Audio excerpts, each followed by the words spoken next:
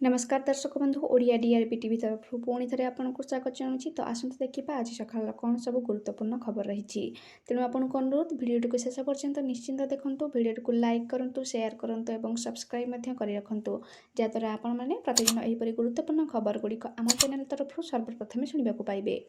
सुभद्रा टंका मिलिब कि नहीं फोन ने करंतु चेक। सुभद्रा योजन आवेदन करछन्ते कि जदि हाँ तेबे जानतु केबे टंका आसीबो। कौन रही आपनक स्टेटस। सुभद्रा योजन आवेदन करछन्ते किंतु टंका आसीनी किंबा परवर्ती किस्ती टंका आसीबो कि नहीं, एही प्रश्न अनेक हिताधिकारी मन में एबे भी द्वंद्व सृष्टि करुछि। जदि आपण भी चाहूछन्ते जानिया पई तेबे आसंतु जानिबा। तेबे उपमुख्यमंत्री प्रभाती परिडा सुभद्रा योजना को नहीं बड़ घोषणा करछन्ती। National payments corporation of India बा भारतीय जातीय देय निगम बा एनपीसीआई क्लियर होई नथिबा सेमानक अकाउंट को जीवनी सुभद्रा टंका। तेणु यह कराइबा जरूरी।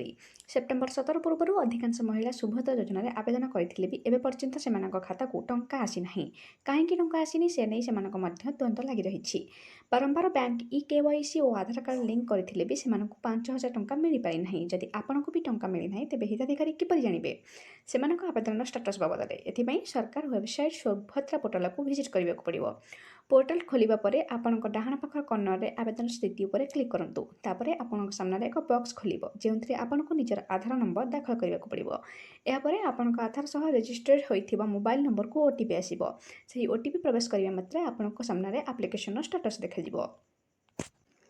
परवर्ती न्यूज कृषकों को मिलिबो 5 लाख टंका। जानतु किसान क्रेडिट कार्ड रे केमिति करिबे आवेदन। अर्थमंत्री निर्मला सीतारमण संसद रे तांकर अष्टम बजेट उपस्थापन करिसेंती। से तांको बजेट भाषण रे विकसित भारत दृष्टिकोण उपस्थापन करिसेंती। एही क्रम रे से एही बजेट रे किसान क्रेडिट कार्ड रो सीमा 5 लाख टंका को वृद्धि करी चाषी मानक एक बड़ उपहार दैछंती। कहि रखुछि जे एपर्यंत चाषी माने चाष पई किसान क्रेडिट कार्ड रे केवल 3 लाख टंका रो सीमा पाउथिले, जहा वृद्धि करा जाय एबे 5 लाख टंका करा जायछि। परवर्ती न्यूज आरंभ हेब प्रधानमंत्री धनधान्य कृषि योजना। बजेट घोषणा अनुसार सरकार राज्यगुड़िकर भागीदारी में प्रधानमंत्री धनधान्य कृषि योजना आरंभ करेंगे। चालू योजना और निर्दिष्ट पदक्षेप गुड़िक समन्वय माध्यम कम उत्पादकता, कम फसल बुणवा और हाराहारी कम ऋण मानदंड थिबा 100टी जिला को यह कार्यक्रम अंतर्भुक्त कर। कृषि उत्पादकता वृद्धि, फसल विविधता और स्थायी कृषि पद्धति ग्रहण करने, पंचायत और ब्लॉक स्तर में उत्पादन संरक्षण वृद्धि, जलसेचन सुविधार उन्नति आने और दीर्घमियादी और स्वल्पमियादी ऋण उपलब्ध कराइबा यार उद्देश्य। यह कार्यक्रम द्वारा 1,07,00,000 कृषकों को उपकृत हेबे बोली आशा करा जाउछि। न्यूज बजेट को नहीं केंद्र सरकार ऊपर बर्षिले नवीन 2025-26 आर्थिक वर्ष पर बजेट उपस्थापन होता बेले यह केंद्र सरकार बड़ा समालोचना करछन्ती विरोधी दल नेता नवीन पट्टनायक। आज देशर युववर्ग को चाकरी घोर आवश्यकता थिबा बेले यह अत्यावश्यक सामग्रीर अनियंत्रित मूल्य वृद्धि होता बेले 2025 बजेट देश सम्मुखीन होता दुईटी गुरुत्वपूर्ण आह्वान समाधान होना बोली कहिसेंती बीजेडी सभापति नवीन बाबू।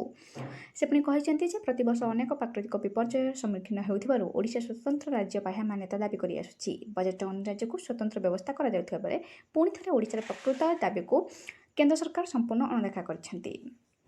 आज मुख्य खबर को एठी रखुछि। धन्यवाद।